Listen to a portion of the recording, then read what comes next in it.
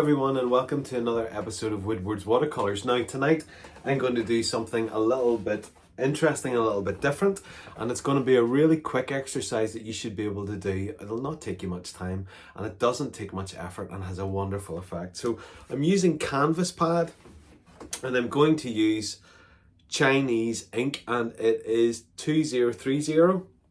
And I'm going to use a slightly larger flat edge brush, probably I think it's about a 2-inch brush, and that's what we're going to use to create a forest scene. So come on, let's make a start together on this one. Okay, so this is the reference that we're going to be using tonight. It's a forest scene, and I know for many people doing trees seems to be something that's really very difficult, but actually just some of the techniques that I use when I'm drawing, hopefully you'll find them rather helpful.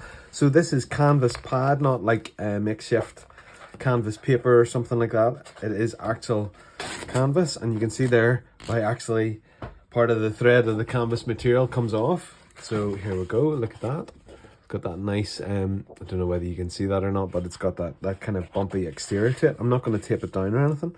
And I have, let me just place this over here, and I have, now you can't really see that, so let's maybe adjust a little bit. Okay, so I've got the pencil nice and sharpened, and what I'm going to do then is I'm just going to start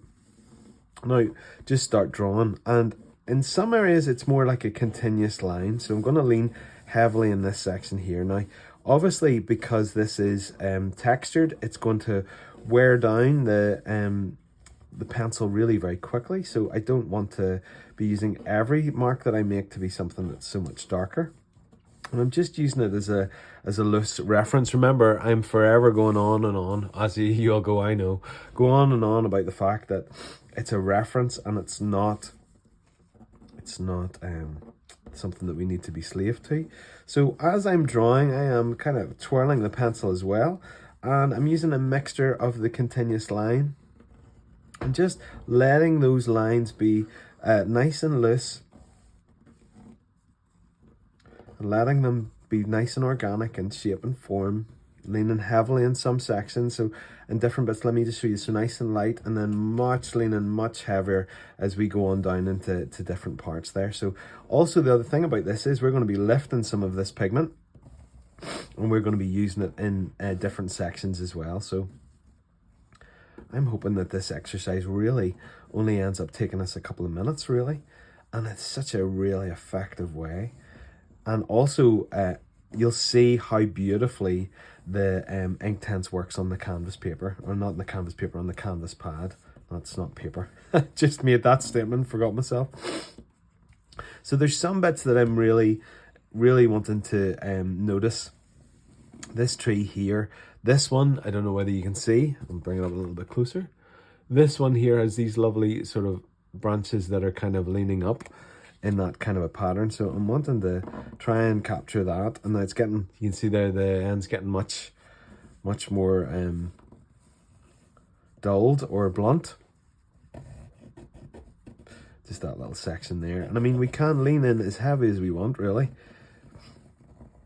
and the variety of the denseness of the line is what will bring the interest to it, you know. So I'm just going to, because this isn't obviously taped down as well, I'm just going to lean much heavier for this one on the side, which is actually a framing part. It feels like, anyway, it's a framing part, you know. So we're just going to lean a little bit heavier in a couple of these different places. Certainly over here, leaning that. Now we're going to obviously use a lot of the lead, or not lead, you know what I mean, the Inktense pigment in doing this, but it's okay. That's what it's there for, isn't it? And then just going to twirl it up and let it take its own sort of organic shape. Okay, so that's, the marks are now made. I've also got the, I'm using my little Faber-Castell tub, and it's quite old water, so we're going to get an interesting effect. This is a 4 centimeter brush, so maybe close to 2 inches, maybe like 1.5 inches. And we're just going to move it along its side here, and it's just wonderful how this works together. So obviously whenever you run any of the water over any of this, then it makes it so much darker. So we can use the corner if we want, but actually find that, look, we're able to obviously create more marks if we need to. And The other thing we can do is just run straight over it, different sections, and it's going to give, and then agitate it that little bit more, and then keeping some areas that are much wider as well, and letting some of it bleed as well, getting some splodges and splots in there.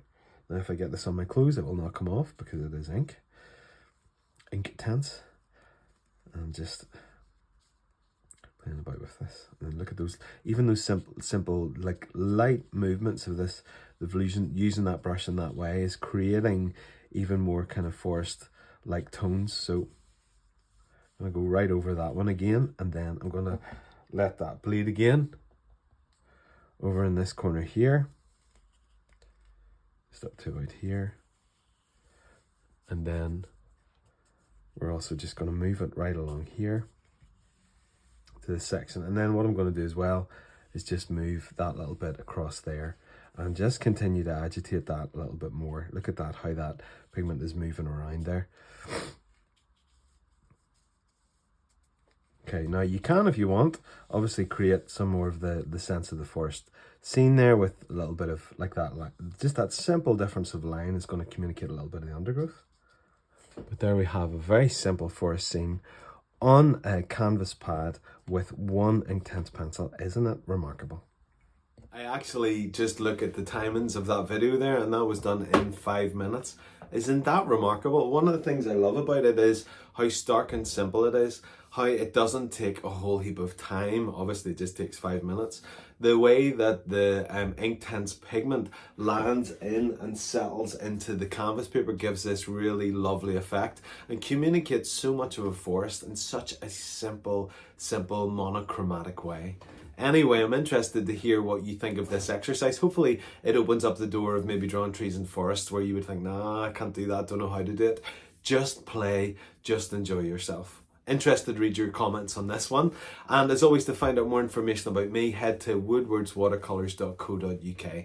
Don't forget to like, subscribe, and hit the little bell icon. And I'll see you in the next video sometime very soon. Bye everyone.